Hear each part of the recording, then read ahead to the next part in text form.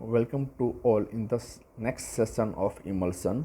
Now in this session we discussed about how to identify types of emulsion. So the learning objectives, yes, at the completion of this lesson students will able to identify the types of emulsion. Now there are several techniques available to identify the emulsion types. Amongst them few are enlisted over here, and out of these techniques few techniques are preferred or frequently used to identify the types of emulsion, like texture analysis, dilution test or miscibility test, electrical conductivity test, staining or dye solubility test, creaming test, cobalt chloride test, filter paper test, and fluorescent test. Now texture analysis, first test to identify the emulsion type.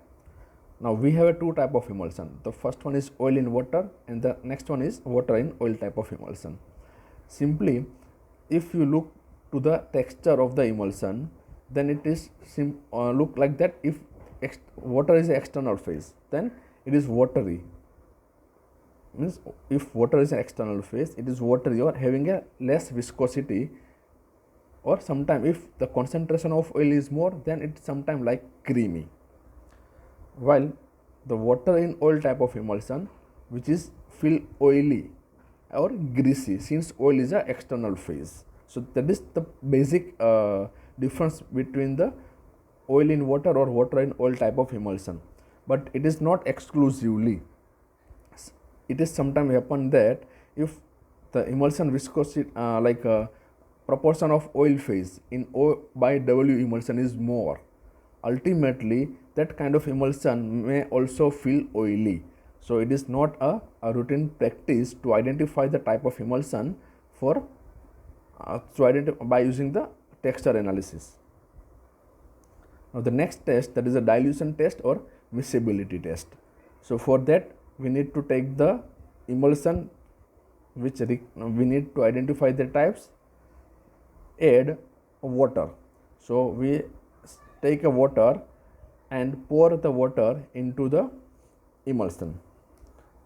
Now as you observed in the figure, after addition of water, gradually water will distributed into the continuous phase. It means water is miscible with the continuous phase. So when water is miscible with a continuous phase, yes, I think it is miscible when water is a external media. Ultimately this emulsion is a type of oil in water type. Say for example milk. Now in milk you can add any amount of water, it does not separate. Okay, it is remain stable only. So the first test to identify the oil in water type of emulsion is addition of water. You will get a stable emulsion. Now take the another sample of emulsion. Same way, add a water drop wise and observe what will happen after addition of water. When we add a water into the system, normally oil and water are immiscible, hence, and also oil having a less density, so oil phase remain at the top while water will sediment, water will present at the bottom, and this because of this emulsion is destabilized. And yes, we cleared that it is a type of water in oil. Since oil is the external phase and we add water, so oil and water both are immiscible to each other. The example is mayonnaise. Next test, that is a dye solubility test or a staining test. Now in this test what we need to do, we need to add some specific dye like water soluble dye, we need to add into the sample. So for example methylene blue. So in both the sample we add a methylene blue. In first case what happened, it is gradually dissolved and external phase become colored bluish one, while in another case that dye, that is methylene blue, does not solubilize, it is remain in the form of particle only. So what it indicates? It indicates that the first one, when the external phase is colored, is oil in water type of emulsion, because water is the external phase and our dye is water soluble, so it is gradually solubilized. The example is a ice cream. Now in the second case, it is a type of water in oil. Oil is the external phase, like butter, as dye does not remain solubilized. And this test is also possible by using the oil soluble dye. If we can take the oil soluble dye, then the oil soluble dye is dissolved into the water in oil type of emulsion. Ultimately, W by O emulsion, external phase become colored, while in first case, oil in water type of emulsion, oil soluble dye remain solid, it does not dissolve. The next test, that is a conductivity test.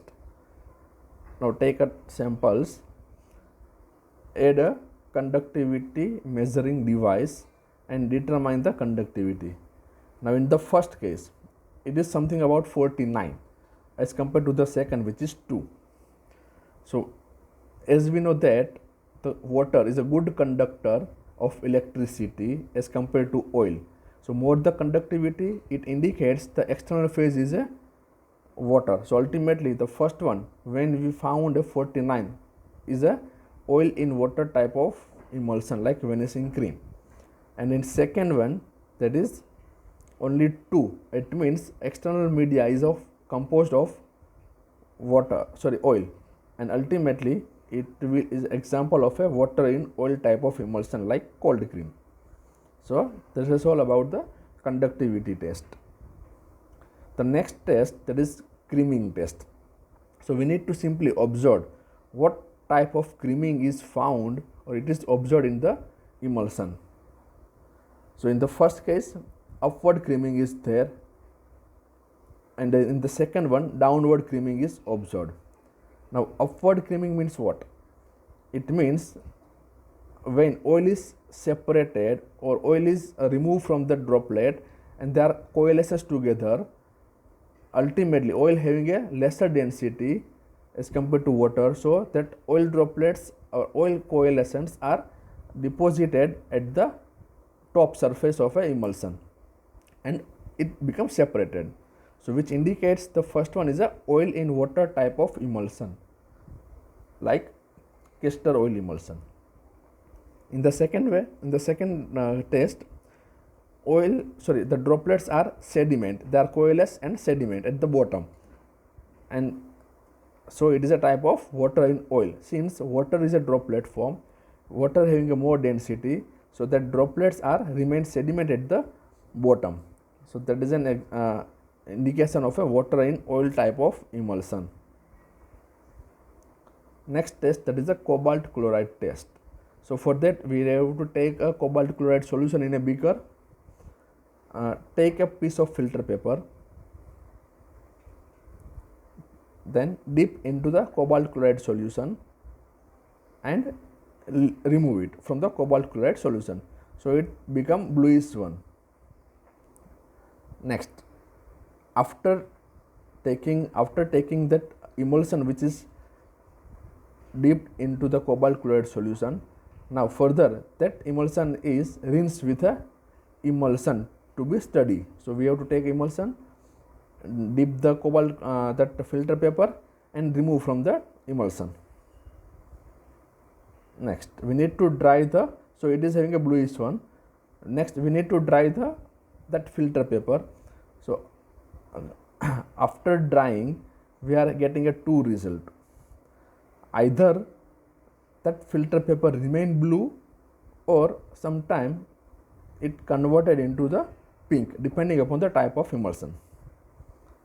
Now if cobalt chloride that filter paper convert from blue to pink, which indicates water is a external media, ultimately oil in water type of emulsion. The reason cobalt chloride solution is pink one, so that filter paper which is dried one, that is blue one. So when it comes in contact with a water which is an external media, so cobalt chloride is dissolved, will give you a pink color. So it is oil in water type of emulsion. While in the first case, that oil is a external phase. Ultimately oil, that cobalt chloride does not able to dissolve into the oil phase, so which indicates it is a water in oil type of emulsion.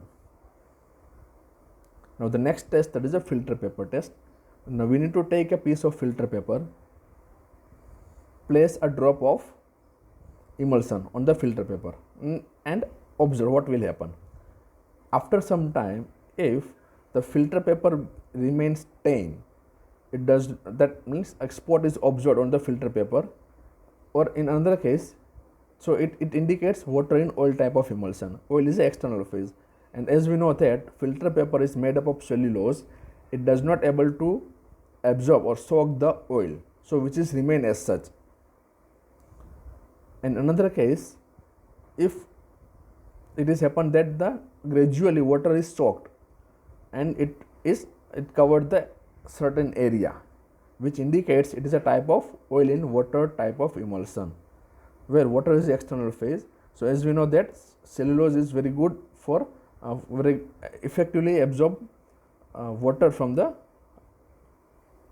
emulsion. Now next one is the fluorescence test. So for that we need to take UV light, and as we know that when we pass UV light from the oil become fluorescence, the that change the color, you will get the light of from the oil. So we need to take the UV light, pass it through the filter emulsion, and if droplet become fluorescence, it emits the light, which indicates that it is a type of